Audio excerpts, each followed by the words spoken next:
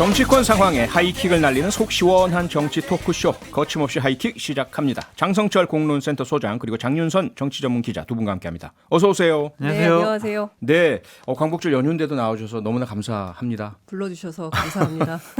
고맙습니다. 네, 오늘 방송 역시 유튜브 생중계로 함께 하고 있습니다. 여러분께서 남겨주시는 소중한 댓글 또 의견 저희들이 실시간으로 다 확인을 하고 있으니까요. 유튜브에서 표창원의 뉴스 하이킥을 검색해서 들어와 주시면 감사하겠습니다.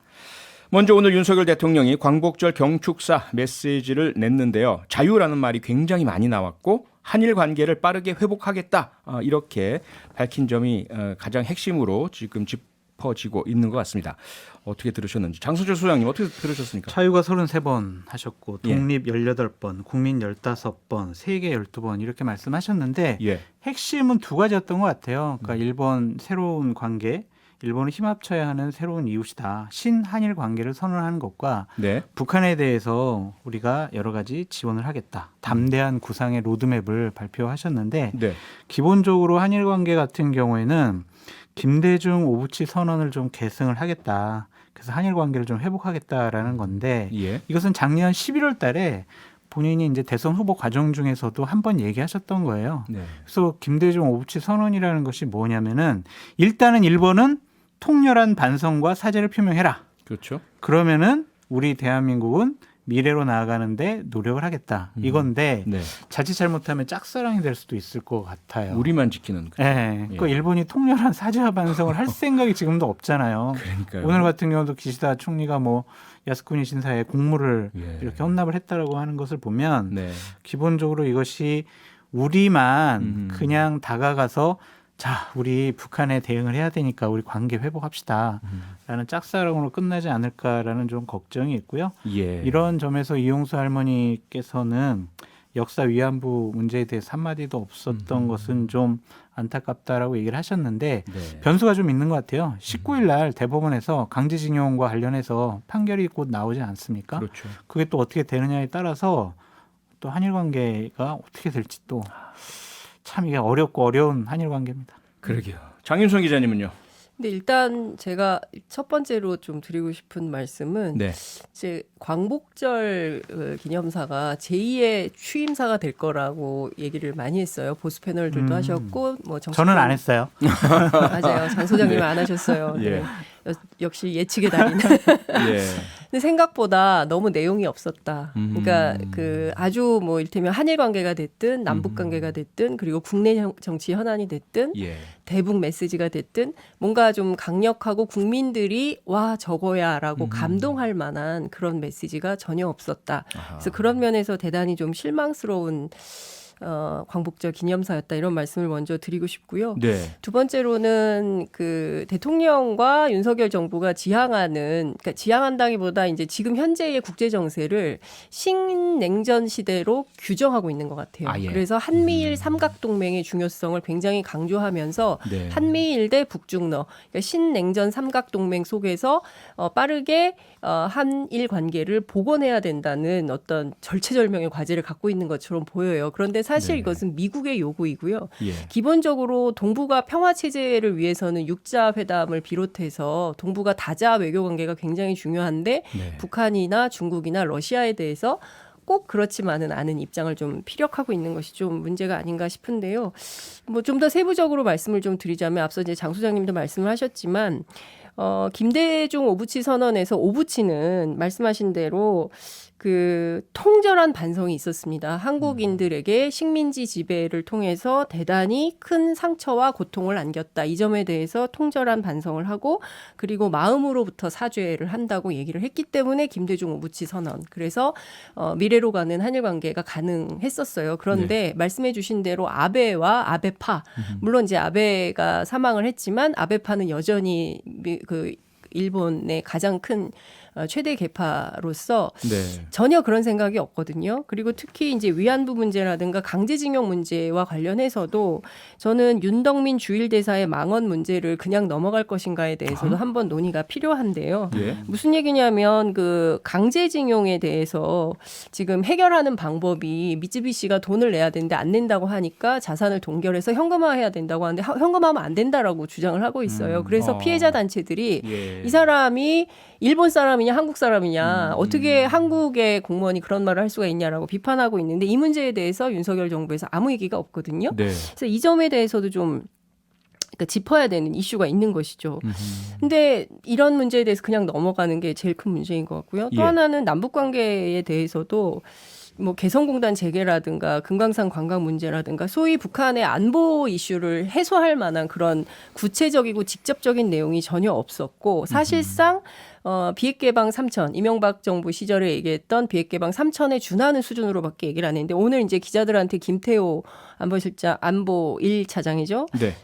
아니다. 그 단계적 비핵화에 따라서 이를테면 동결 사찰 폐기 수순에 따라서 그 단계에 맞는 경제 지원을 한다. 막 이런 건데 이를테면 우리가 경제 줄게 북한 니네는 안보 내놔. 이런 얘기를 하는데요. 지난 70년 동안 이런 제안을 북한이 받은 적이 단 한 번도 없었습니다. 그리고 그러게요. 북한이 이렇게 하면 뭐야 우리 거짓 취급하는 거야? 이렇게 오히려 반발할 가능성이 있는데 아직까지 북한에서 메시지가 안 나오고 있는데요. 저는 조만간 나올 거라고 봅니다. 네. 그렇기 때문에 이런 상황에서 보자면 예. 실질적이고 효과적인 그런 내용을 담은 메시지가 되지 못했다. 아하. 이런 평가가 근데 가능할 이게 것 같습니다. 북한에 대한 담대한 구상 그리고 북한 비핵화 전환 시의 경제 민생을 획기적으로 개선하겠다라는 거는 얼마 전에 북한의 대매체인 통일신보에서 상당히 비판을 했어요. 그렇죠. 반응이 이미 나왔죠. 그렇죠. 10년 전 실현 불가능한 통일 문서였다.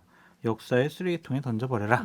뭐 이런 식으로 상당히 비판적인 얘기를 했기 때문에 네. 윤석열 정부의 담대한 구상 로드맵 예를 들면 식량 발전 인프라 기술 보건 금융 등을 비핵화 단계별로 지원을 하겠다라는 것에 대해서 북한은 받아들일 생각이 없을 것 같아요. 그렇죠. 그래서 이번에 네.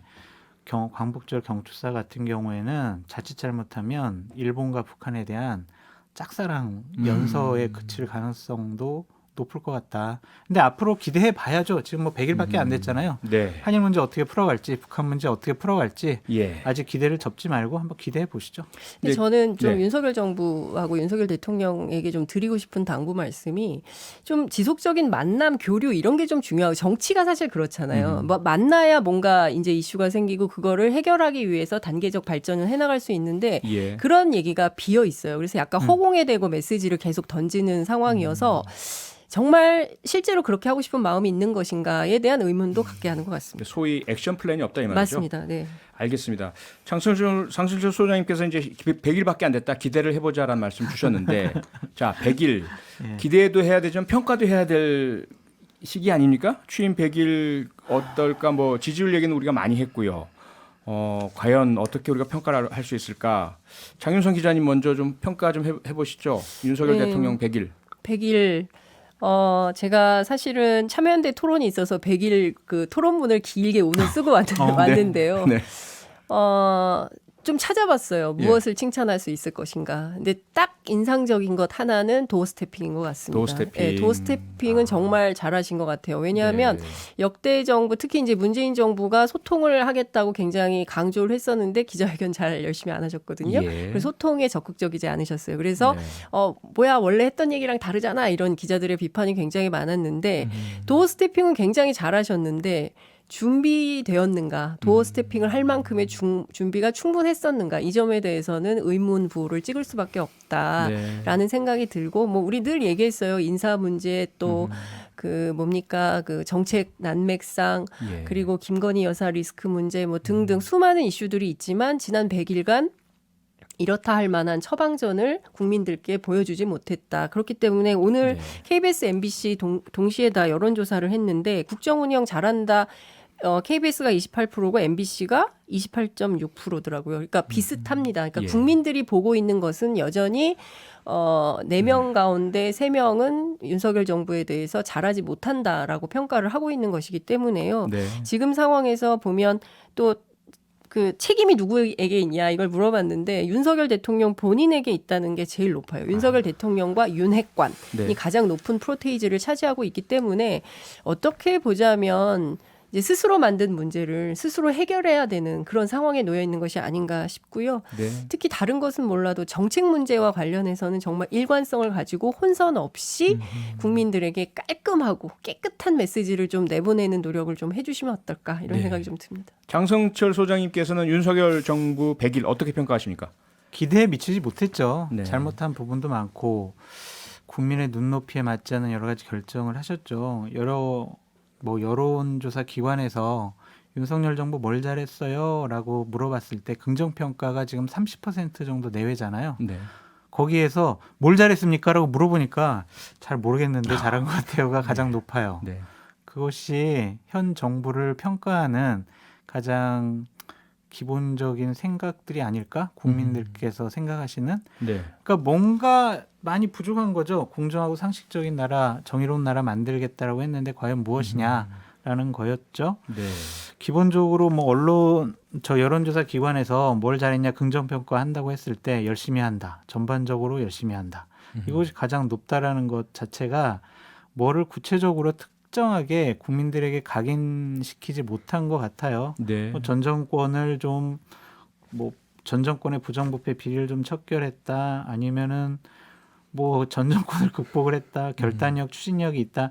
이런 것 갖고 잘했다라고 보기는 어렵잖아요. 네. 그러니까 많은 국민들이 기대하는 거와는 좀 다르게 좀 무능하지 않을까? 인사 문제에서는 왜 저럴까? 경험이 없는 것 같은데 너무 독선적 아니야? 너무 교만하고 오만한 것 같은데 이러한 평가들이 주가 이루어지는 것 같습니다. 근데 네. 많은 국민들께서 아직은 그래도 좀 100일이니까 한번 좀 지켜봐 볼까?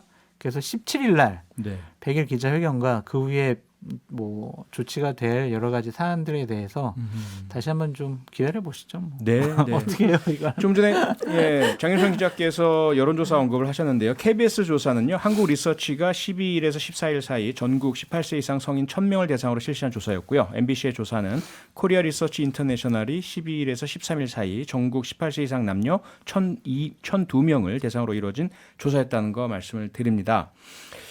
앞서 여러 원인을 짚어주시면서 역시 인사 문제, 특히 대통령실 문제도 짚어주셨는데 그러면서 대안은 인사 쇄신이다, 인적 쇄신이다 이런 얘기가 많이 나왔어요. 그런데 지금 나오는 그 반응을 보면 쇄신보다는 보강 쪽으로 김은혜 전 의원 투입이라든지 이런 어떤 조금 더 보완을 하는 방향으로 바뀌는 것 같은데 어떨까요? 이 정도의 변화로 지지율 상승이나 신뢰를 얻을 수 있을까요?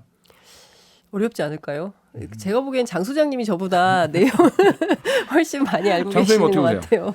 어려울 것 같아요. 왜냐하면은 네. 지금 분위기가 예.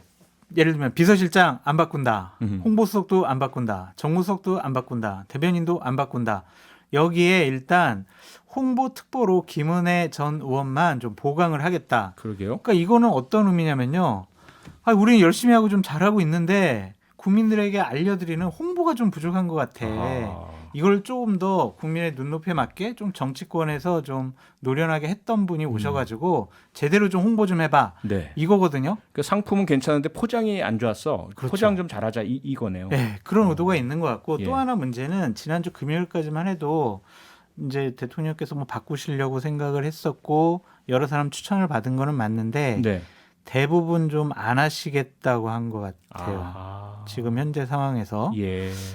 들려오는 얘기들이 다 그래요. 네. 그런 거 보면 역시 인력난, 인재난 안 하려고 하는 그런 것들이 네. 지금 인적 쇄신을 상당히 힘들게 했다. 그래서 17일 날 이후에도 대통령실의 인적 쇄신은 없을 것 같아요. 보강만 있을 것 같고 네. 모르겠어요. 또 오늘 갑자기 여론이 안 좋아지니까 바꾸자 그럴 수도 있지만 현재로서는 안 바꿀 것 같고 네. 내각에서 일단은 교육부총리, 보건복지부 장관, 검찰총장 요 정도 빈자리만 채우는 형식이 되지 않을까라는 생각이 들어서 네. 상당히 우려되고 걱정스럽습니다. 알겠습니다. 거기다 지금 여당에서는 이준석 대표의 지난 주말 기자회견 정말 엄청난 파장 그리고 후폭풍 여전히 계속 이어지고 있는 상황이죠. 이준석 대표 정말 작심한 발언들 계속해서 여러 가지 쏟아냈는데 과연 어떻게 보셨을까요? 특히 주목하신 부분은 어떤 부분이고요? 장윤성 기자님. 저는 그 이준석 대표의 기자회견을 이제 직접 보면서 예. 노래만 부르고 춤만 춘 줄 알았더니 아니었구나. 아. 상당히 고민을 많이 하고 있었구나. 네. 그리고 이제 책도 쓴다고 해서 그 책이 어떤 내용이 주가 될지 뭐 기성정당, 기성정치에 대한 뭐 폭로는 아니다 이렇게 선언을 했기 때문에 네. 이를테면 대한민국 보수정당의 비전과 발전에 대한 내용을 담겠구나라는 생각이 좀 들어서 예. 한편으로 기대도 됩니다. 저는 뭐 여러 가지 뭐 이 땡땡 저 땡땡 뭐 막 그런 좀 얘기들이 나오는데 네. 저는 어떤 측면에서 보자면 이준석 대표가 대한민국 보수정당 사상 처음으로 청년 정치인이라서 그럴 수도 있는데요. 굉장히 그 핵폭탄급 이를테면은 논쟁 주제들을 던졌어요. 그러니까 그렇죠. 몇 맞아요. 가지 논쟁 주제들을 던졌는데 예. 그러니까 첫 번째는 그 보수 정당이 기본적으로 가지고 있는 민족적 전체주의적 계획 경제를 숭상하는 파시스트적 세계관을 이제는 버려야 될 때다. 이런 얘기를 했고요. 네. 사람에 충성하지 않는 국민의힘을 넘어서서 이제는 조직에 충성하는 국민의힘도 불태워 버려야 된다. 이런 얘기를 했습니다. 예. 그리고 보수 진영 안에 있는 근본 없는 일방주의를 또 버려야 된다. 그러니까 청산해야 되는 보수 정당 내부의 역사 이런 것들을 이제 제기를 했고요. 그리고 네. 또 하나는 그동안 우리 역사에서 산업화 그리고 민주화를 넘었는데 그럼 앞으로 어떻게 갈 거냐. 이 길을 다 정치권에서 보수정당뿐만 아니라 민주정당이라고 하는 민주당 안에서도 지금 사실 헤매고 있는 거거든요. 그러니까 이를테면 지금 시대 정신에 입각한 새로운 담론이 뭐냐, 누구를 대변하는 어떤 정치를 할 것인가에 대해서 지금 다 비어 있는데 네. 이준석 대표가 다원화라는 말을 했습니다. 그러니까 다원주의로 가야 된다. 그럼 어떤 다원주의를 가야 될 거냐에 대한 얘기를 쭉 했거든요.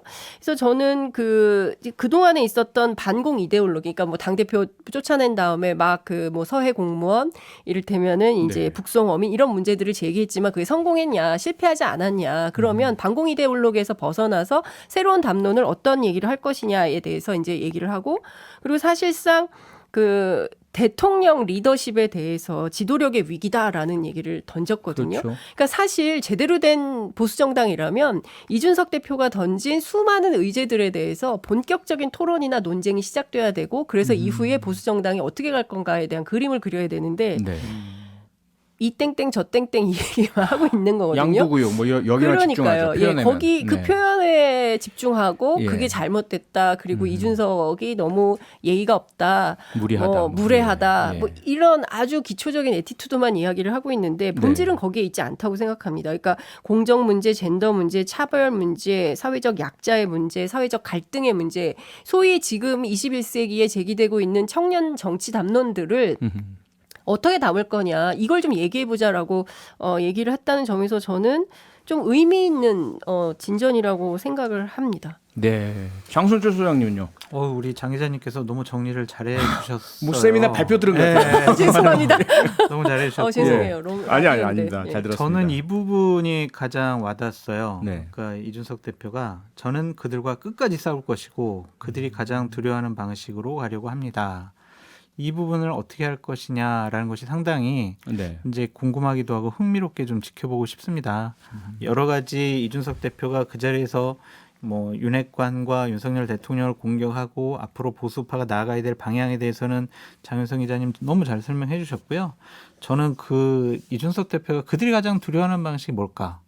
그거 정말 좀 궁금해요. 네. 그 하나는 여론전 같아요. 오늘 아침부터 나와서 이제 라디오, TV에 나와서 본인이 하고 싶은 말 다 할 거예요.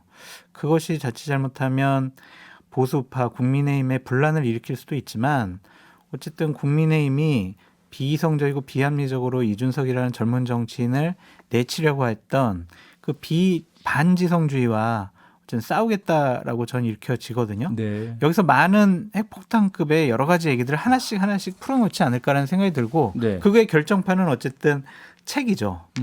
책에 상당히 많은 내용이 들어갈 겁니다. 그래서 이준석 대표가 저번 주에 얘기했던 큰 건 한 건 준비하고 있다라는 게 책 지필이다라고 보여지고요. 네. 또 하나는 탈당하지 않고 당내에서 투쟁을 하겠다라는 선언 같습니다. 예. 그래서 올해 말에 아니면 내년 초에 전당대회가 언제 열릴지는 잘 모르겠지만 본인이 계속 기자회견 나오면서도 당원에 가입해 주세요. 막 네, 국민 여러분 그렇죠. 이런 식으로 얘기를 하잖아요. 예. 다음번 차기 전당대회에서 본인이 나갈 수 있으면 나가고 아니면은 본인이 밀어야 되겠다고 생각하는 사람을 당대표로 만들기 위해서 상당한 영향력과 당내 투쟁, 노선 투쟁 그런 것들을 당 안에서 하겠다라는 선언으로 보여지거든요. 예. 윤핵관들은 상당히 머리 아플 것 같아요. 그러니까 네. 그렇게 윤핵관들의 좀 아킬레스건을 음흠. 좀 건드는 여러 가지 일들을 하지 않을까. 네. 상당히 흥미롭고 궁금하게 지켜보겠습니다. 그들이 가장 두려워하는 방식으로 끝까지 싸우겠다. 지금 장성철 소장님이 짚어주시고 예측해주시는 부분은 아마도 여론전, 특히 토론, 논리 이런 부분들 그동안 국민의힘이나 보수정당이 이준석 대표에게 의존해왔던 부분이잖아요. 그렇죠. 근데 맞서서 다 나와보세요. 나랑 한번 붙어봅시다 하면 과연 누가 나와서 이준석 대표와 붙을 수 있을까? 이 부분인 것 같은데 문제는 예. 그래서 그렇게 해서 승리할 수 있을지 모르겠지만 이준석 대표의 정치적 미래는 어떨까요? 이런 부분들이 도움이 되고 힘이 쌓여지고 나중에 더 커다랗게 성장할 수 있을까요? 어떻게 보세요? 근데 저는 일단 앞서 이제 말씀해 주신 내용 가운데 제일 재밌었던 게 예. 저는 이제 이준석 대표가 어제 막 이렇게 얘기를 하면은 대통령실이나 윤핵관들이 어떤 반응이 나올까 그것도 굉장히 궁금했는데 그렇죠. 예. 대체로 그냥 그 대응하지 말아라 네, 라는 대통령실은, 예. 네, 대통령실에서 예. 무대응이 상책이다 이제 이런 얘기를 했다는 것이고요. 네. 그러니까 자기 혼자 막 주장하다 제풀에 지쳐 쓰러지게 놔둬라 약간 이런 식인 것 같아요. 네. 그런데 그럼에도 불구하고 당 내부에서는 김웅 의원도 그렇고요. 몇몇 의원들이 이준석 대표의 주장에 동의하는 약간의 흐름이 조금 생기는 것 같아요. 네. 그래서 저는 물론 이 흐름이 크진 않을 거라고 봅니다. 그리고 보수정당의 특징이요. 무슨 이런 일 있으면은 입에 지퍼를 딱 채웁니다. 그래서 정말 취재도 안 돼요. 너무 힘들었어요. 예전에 기강이 확 잡히죠. 예, 예. 예전에 새누리당 출입할 때 너무 답답했던 게 어떤 현안이 생기면 누군가 뭐 얘기를 해야 되는데 네. 민주당 같은 경우는 10명 모이면 한 1000가지 얘기가 막 나오는데 얘기가 막 나오죠. 예, 민주당은. 근데 이 네. 보수정당의 특징은 입에 지퍼 채우고 아무도 얘기 안 하고 그러면 위에서 뭐라고 하는데요. 위에서 네. 말씀하신 게 곧 저의 의견입니다. 뭐 이런 식으로 얘기해서 정말 취재하기 힘들었는데 예. 이준석 대표는 그런 문법을 깨버린 것 같아요. 그래서 이제 그 얘기를 직접적으로 하고 나섰기 때문에 예.